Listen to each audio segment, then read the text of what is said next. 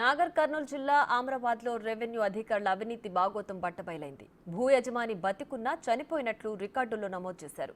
రైతు బంధు, పంట సాయం డబ్బు ఖాతాలో జమ కాకపోవడంతో ఆరా తీగా నిర్వాకం వెలుగులోకి వచ్చింది.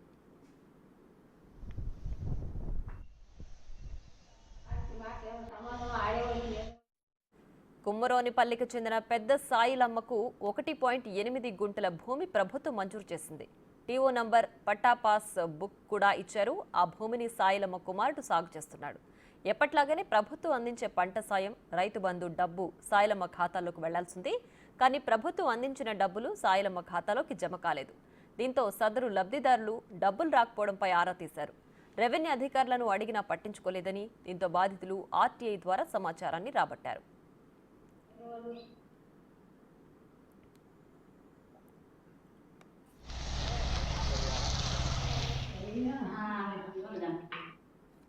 సమాచార హక్కు చట్టంతో రెవెన్యూ అధికారుల భాగోతం వెలుగు చూసింది. భూ యజమాని పెద్ద సాయిలమ్మ చనిపోయినట్లు రికార్డులోకి ఎక్కించారు.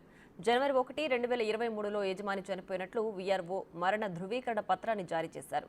గ్రామంలోని ఓ వ్యక్తి కొంతమందితో కలిసి తహసీల్దార్ కార్యాలయంలో ఇదంతా చేయించాడని బాధితులు ఆరోపిస్తున్నారు.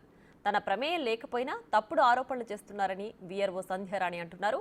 బతికుండగానే డెత్ సర్టిఫికేట్ జారీ చేయడంపై బాధితులు ఆగ్రహం వ్యక్తం చేస్తున్నారు.